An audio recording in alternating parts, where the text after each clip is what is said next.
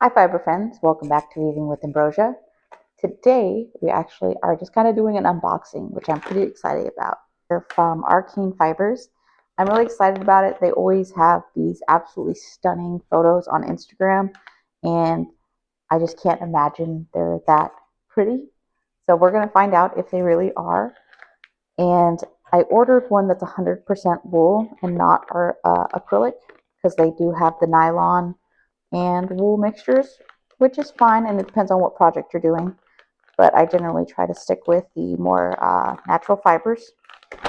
And let's find out. So this video is not sponsored. This is just something I was interested in and wanted to see. I ordered the dragonfly color, and that's what I got. This is actually really pretty. So this is a worsted weight, and you can see it's got a little. Okay, this is really pretty. So a worsted weight, they are saying this is about 181 yards. So that's pretty good. I was expecting it would be close to 200 because it's 100 grams, and that's about right.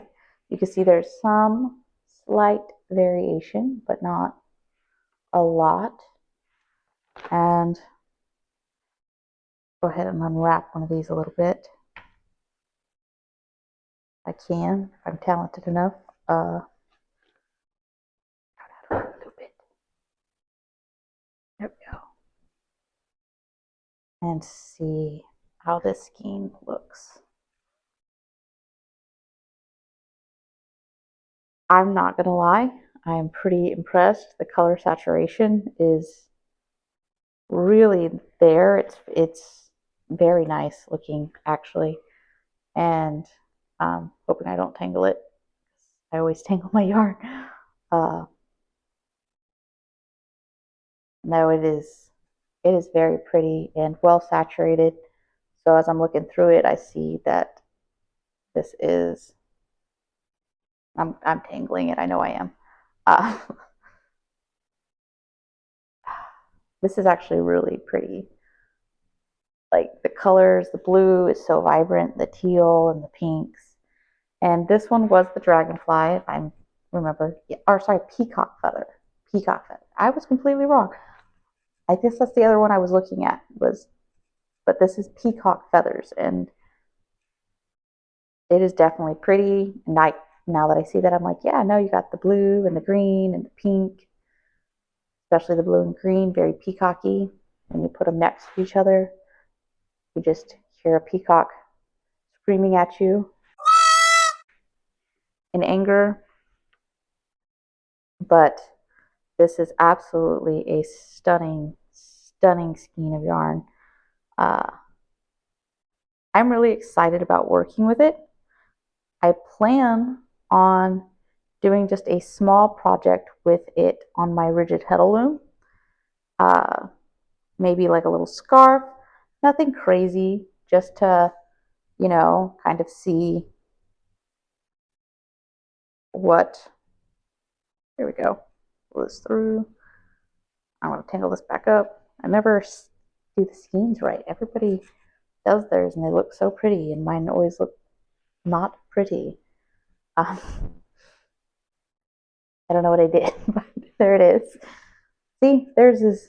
I need to learn how to do this twist because I don't know how to do it, and it always looks so nice and keeps everything in order. And mine's just like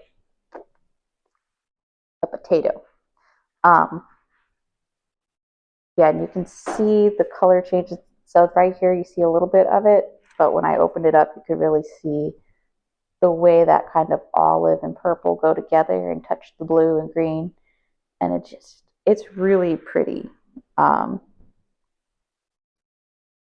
so I think I can safely say they are as pretty as advertised on Instagram, which I'm going to say is generally not true of most things.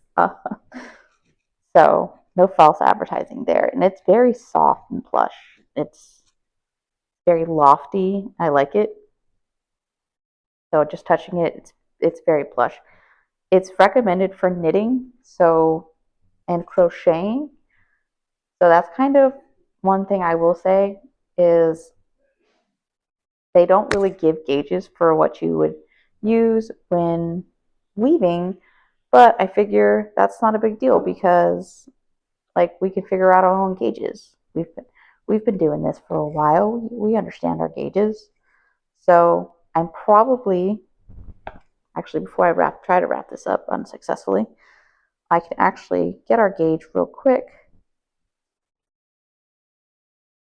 I'm going to take a chunk. Usually I would wrap one individual one, but I don't really want to undo the whole skein, especially since I'm already tangling it up so much. I've got a little gauge here where it shows a 1-inch section. Take a few fibers and measure out 1 inch and how many go into that inch when I'm laying these fibers next to each other. So usually with the worsted, you're going to get, 12 to 16. So I'm going to see if that's about where we are. Hopefully it is, because then I will just use my 8-dent heddle on my rigid heddle loom, and we will make something just kind of cute that really highlights all these color changes, hopefully, to show how beautiful this yarn really is. All right, so when we're doing it, we don't want to push the yarns so tight together that they're crushing each other, but we don't want them separated so far that they're huge gaps. So right here, that's about 1 inch. Let's count how many strings we have. 1, 2, 3, 4, 5, 6, 7, 8, 9. 9. So, okay, it's on the bulkier end of a worsted weight, I would say, but yeah, worsted weight can be as low as 9. So it's a little bit bulkier, but that's fine. I should probably do, normally for that, you would actually do like a 4-dent heddle or a 4 or 5-dent heddle, not an 8. But just because that's normally what you would do doesn't mean that's what we have to do.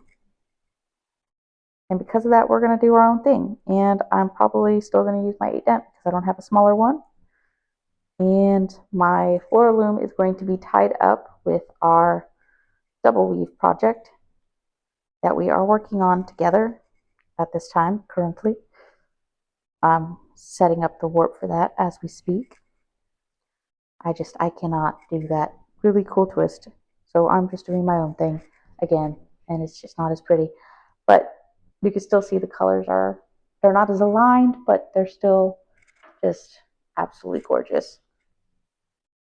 I don't want to skip too many. Okay, so to get 4, we're going to go full. We'll start at the slot. We'll go to the hole. We'll skip 1, 2, slot, hole, skip 1, 2, slot, hole, skip 1, 2. And that will create a 4-dent, kind of. I think it'll work. It'll be fine. This feels like a good yarn. I don't think the abrasion's going to be too hard on it at that point. And it'll work like a 4-dent heddle at that point. It'll just be packed kind of tight in some areas, but that's fine. That's fine. It's not going to cause an issue. Hopefully. We'll see. Either way, we're going to line up our fibers to where we get nice striping. We're going to line up our fibers so we get a nice striping so we can really see all of the colors highlighted in the entire process. I think it's going to make an absolutely beautiful scarf. I do know that I'm going to have to keep in mind I only have 181 yards on each skein. So a little less than 400. It's, 362. So I think we definitely make a beautiful scarf out of the 362 yards. I'll just have to do my math and make sure I don't go crazy. And we can't trust my math, so that's not great. Yeah, we'll just do some math. We'll get it sorted. It'll look pretty fantastic. And So we'll just do some math, we'll get it sorted, it'll look pretty fantastic, and with that, it'll look pretty fantastic. I'll show you in the video where we're making the scarf on how we actually lined up the fibers in order to create that self-striping that we see in the skein when I've unraveled it, so that we can see that throughout. There's a technique behind it, and we're going to kind of go over that together so you guys can really see what I'm doing. Well, thanks for watching this video. I hope you have an awesome day, and don't forget to like, subscribe, and share with your friends.